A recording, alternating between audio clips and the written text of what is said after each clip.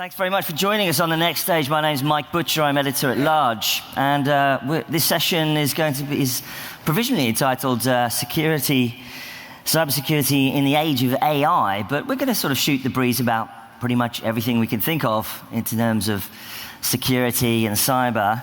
And it's absolutely my huge pleasure to have such a distinguished panel. Please, furthest away from me, first of all, is Mike Hanley from Duo Security. Big round of applause for Mike.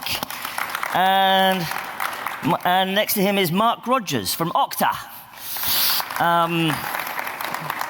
Guys, it's great to see you. Thank you so much for coming to Disrupt. Mike, I guess we ought to start off with you and congratulate you guys and your team and your company on the acquisition by Cisco for $2.35 billion. Yeah, thank you. Thank you. I appreciate that. Yeah. That'll buy a nice breakfast, won't it? I'll buy breakfast tomorrow. Marvelous. I'm in.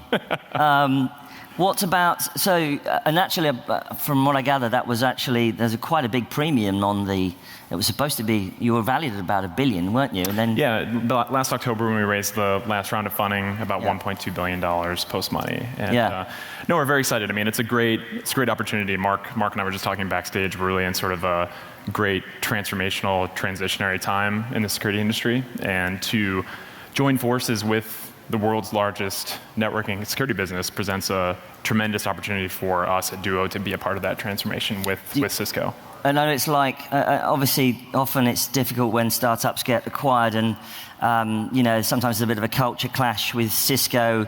I presume you're attempting to iron out any issues? Or? I think what's great about Cisco is they have a wonderful set of examples of not just acquiring companies and keeping their identity. You look at Meraki. I believe there was an article on Business Insider just a few weeks ago talking about how they've grown and accelerated within Cisco and very much kept their own identity. And I think there's a great opportunity for us. Clearly, I think we have a good brand in the security space with Duo coming into Cisco. So I think it's only a great opportunity for us to grow and accelerate that together with them. Yeah. Marc, and I was reading your CV. It's quite a CV. Marc here was a white hat hacker. Was that right? Still am, I guess. Still am. Oh well, I'm glad you're comfortable with the phrase. You've been at Cloudflare, Vodafone. You were the head of security for DEF CON. I still am. You still are? Yeah. Okay. So everybody, switch off your phones right now.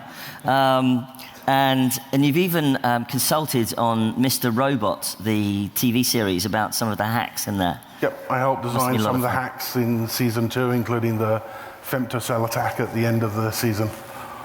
Femtocells. Now, just remind us what that is again. So, a femtocell is basically a micro-sized cell tower. Right. Originally designed as a consumer product to help people get better signal, but as a hacking tool, it means I can deploy a cell tower in a building and take over all your phones. Right. That's handy. And we actually designed that one to take over FBI phones. So it was even better. Right. One of the strangest stories I ever had was I got rang up by the Times and they wanted to know whether or not somebody had hacked David Beckham's phone to make it look like he was having an affair. So I wrote this story about how, that someone could drive behind him with a femtocell, and pick up his mobile phones, etc. And of course, actually, he was just having an affair. What's going on inside? Let's sort of shoot the breeze at the moment. I mean, one of the biggest problems, of course, with security, as we know, is us. We're the problem. We are, the human fallibility. Duo famously actually came up with a very, very interesting sort of multi-factor authentication process. I was reading about it. You send a message through the app to your phone, ask if you're trying to sign on. You have to prove you deny it. We actually use this at TechCrunch. And actually, I find it relatively easy. It's not onerous. I mean, we all know about two-factor and text messages and things. Are we able to get beyond that, do you think? Yeah, and I'll relay your feedback to the product team, Mike, that you're I have lots of feedback. So what's interesting, to touch on something you opened with there, I would actually say users are not the problem. And actually, this speaks to the importance of good design and security. And design I'm sure there are many of you in the audience who are focused on product design or good UX. And ultimately, when you think about product management in the security space, you want to build products where the right things happen when they're supposed to, as they're supposed to happen, and that you prevent the wrong things from happening and the wrong people from getting access. But security products fundamentally are about driving your business and making sure that those things happen. If you build a security team that ends up being the department of no, you're probably not going to be very popular, and you're not going to be a great business partner to the rest of your team. So we've really tried to build a product that actually helps your security team be that business enabler. And I think you're actually seeing a lot of sort of other traction happen in the space here, where increasingly we are focused on what are the right tools that help people get their jobs done effectively, not how big of a wall can we build and how big of a ladder can our users build to try to get past that. Ultimately, if you build products that are not easy for people to use, they will find ways to get around them, which will make the organization less secure. What are some of the interesting things, sort of methodologies that people are using these days to try and attack a company? Yeah, well, the funny thing about attackers, and I'm sure Marc sees this all the time as well, is the easy stuff works. So phishing remains a largely unsolved challenge in the security space. We have multi-factor authentication. Clearly, companies like Duo and Okta offer services to help defend against that. But adversaries or attackers are still rational actors. They are trying to make a buck. They are trying to achieve an objective, and they will generally optimize for doing that in a way that's efficient for them. And phishing is cheap. You can send it to a lot of people. You only need to be right once. And assuming the identity and access of an authorized user is generally much easier than like bespoke malware. We've definitely moved, haven't we, Marc, from the world of DDoS attacks to going down to the user level. And I think part of that is because we've actually seen a lot of technology come out that makes these attacks easier to use. So now a 14-year-old kid can level an attack that can potentially take out an entire country. If you look at things like IoT botnets like Mirai, all someone has to do is write a piece of code, very simple code to be honest, that takes advantage of a default password on a device, takes it over, and suddenly they've got a weapon that's national scale in terms of threat. I think also... Are you talking about the kind of the stories we hear in the press sometimes about sort of people taking over kind of IoT connected refrigerators and things like that? Yeah, the number one vulnerability in IoT is still default passwords. Admin, admin, admin, default, that kind of stuff. And it doesn't take a genius to find a password like that, write a couple of lines of Python, and send it out to find as many of these things as possible. If you've ever used the tool Shodan, it scans the internet looking for open IoT devices and finds them. So it's not like the barrier to entry has gotten lower and lower. And so that means we're now seeing these attacks constantly. And I think we as a security industry are also guilty of focusing too much on things like O-days and highly complicated attacks, when the reality is, as just mentioned, the old attacks, the simple ones, the phishing emails, the USB sticks, the password thefts, the stealing someone's phone or laptop, actually are the number one cause for compromising companies. You had a story, you were chatting to me earlier about a story you heard about at DEF CON with USB sticks. Actually, this was at Black Hat. An unknown person showed up and threw a bunch of USB sticks down through the conference. And you think, a conference like Black Hat, who'd be stupid enough to pick up a USB stick? Well, guess what? A ton of people picked up these USB sticks and plugged them in. The next day, the guy comes back and he throws down more USB sticks. And these USB sticks contain the files that he had exfiltrated from the laptop so that people had put them in. So, like, the old stuff works, put a USB stick, put nude pictures on it in a label and throw it in the car park. Someone's going to pick it up. Or in my case, it's usually press release. I'm like, oh, okay, here we go. Oops. so there's the bad actors, there's the organised crime groups, obviously. What about the state actor level? There's been tons of stories in the last few months about, you know, the North Koreans, the Russians. I was reading the other day that there's a Russian intelligence agency called GRU, which is about 5 times bigger than the whole of all of the intelligence community in the UK, MI5, MI6, GCHQ. And so there's, you know, we're talking about big actors going on here. What's going on at that level? I mean, do you treat it similarly to, you know, just, you know, the criminal gangs, etc., or do you treat that sort of thing differently? So in a lot of cases, these guys are actually using the same attacks as the low-level guys, because an O-Day is actually really expensive, and you generally only get to use it once or twice. So they reserve those for the really high-value customers, the really high-value targets they're going after, which tend to be other nation states. The campaigns you're seeing from Russia and China are massive phishing campaigns, are pieces of malware using really old exploits. Look at the WannaCry and NotPetya attacks. They didn't use any sophisticated 0 days. They used old vulnerabilities. One was relatively new, but it had already been patched. But these guys are confident in the knowledge that, you know, as long as they use a vulnerability within a few months, only about 70% of the population may have even heard of it, and even less than that will have even patched against it. So often they're not that sophisticated. I mean, and then of course you've got, you know, the corporate and the big platform side of it. Marc, you guys, I think you work with Facebook, correct?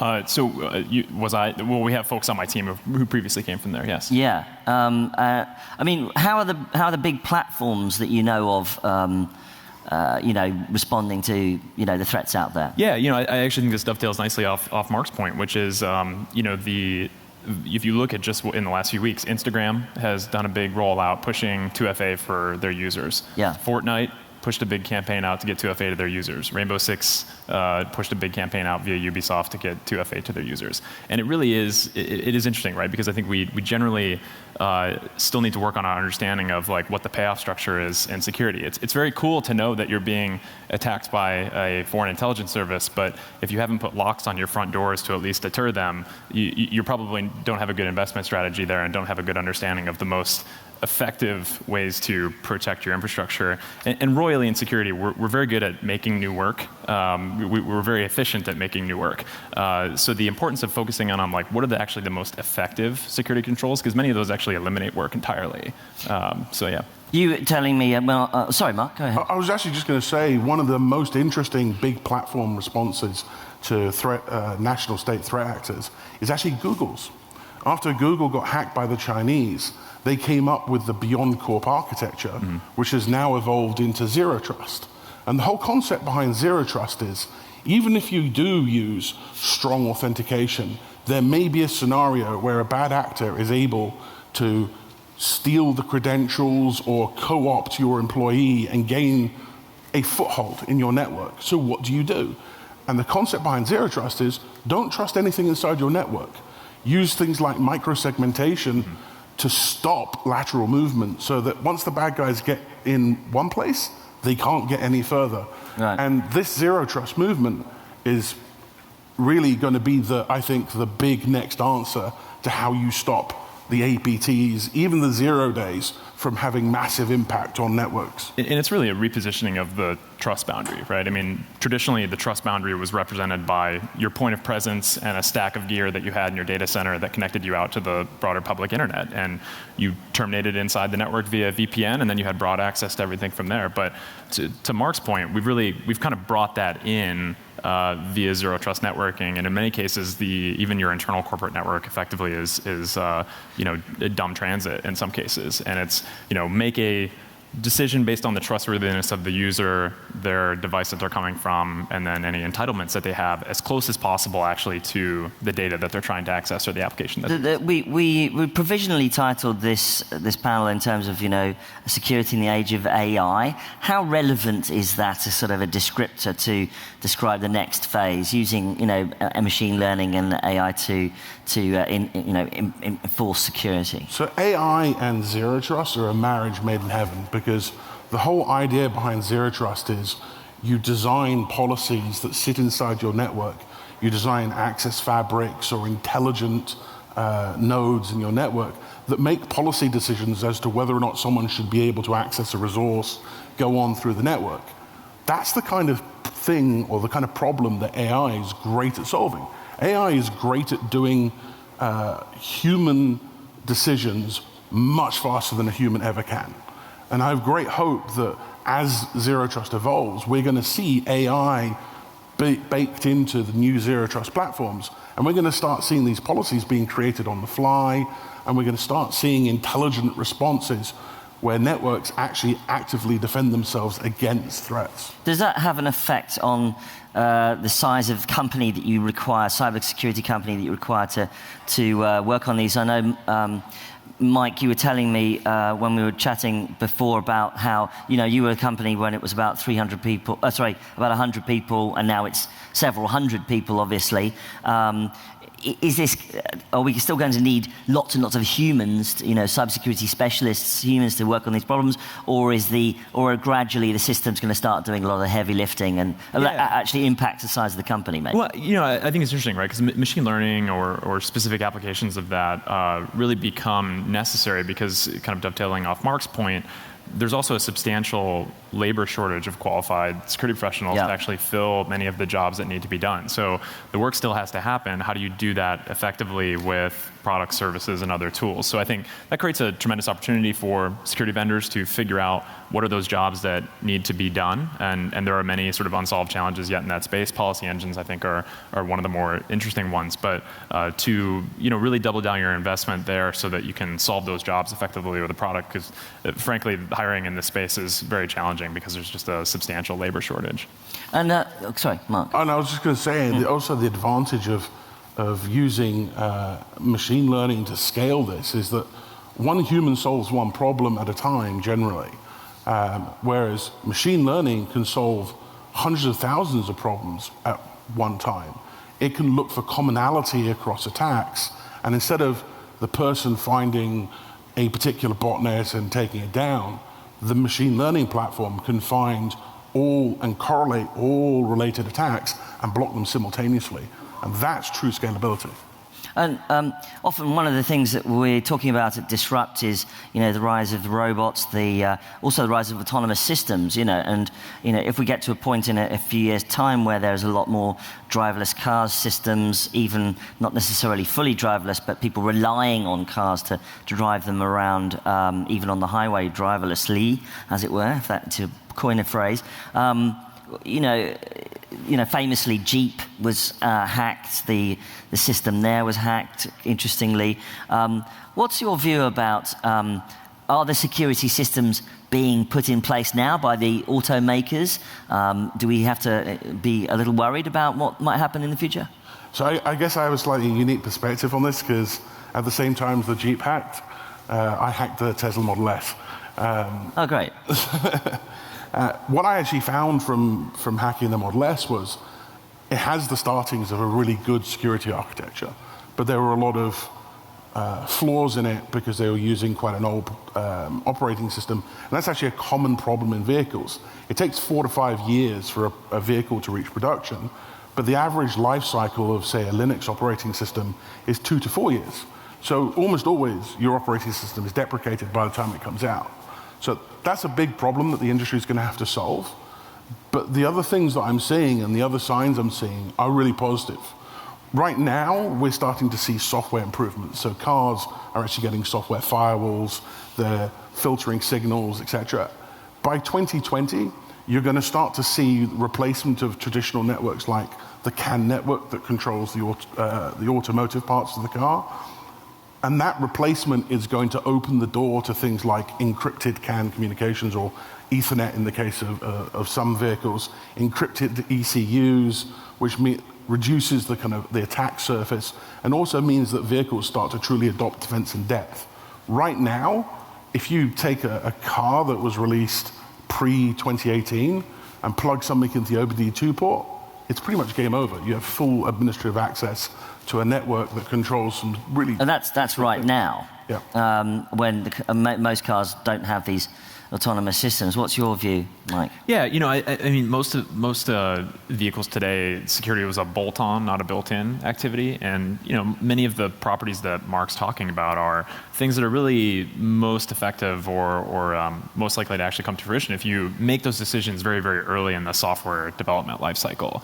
And the reality is, I think, like if you read like books on sort of software security methodology, I mean, a lot of that stuff is necessarily 20 years old, but many companies don't necessarily have a program to actually affect that in their products. And I mean, Marc talked about IoT earlier. I mean, there's not necessarily a strong incentive structure to make sure you're even implementing those things in the first place, because where are the penalties for not doing it, and accountability for not delivering that in your product. So it's good to see actually the automotive industry has actually kind of leaned in on some of that stuff. And to Marc's point, by 2020, hopefully when we're all being chauffeured around, many of these systems will be much more secure. Well, yes.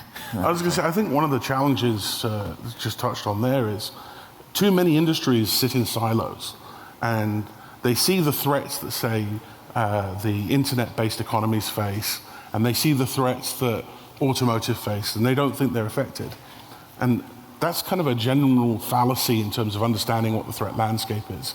And instead of moving from industry to industry, only fixing things when bad stuff happens, we need to start realizing that actually security is something that's horizontal. It goes across all of the industries. And we've had 30 years to learn about how to implement cybersecurity well. So if you're building a medical device that's going to connect the internet, you should accept that you're going to face the same kind of threats that any IoT device connected to the internet will face. And likewise, if you're building a car that now has connectivity, you're going to be facing the same kind of threats.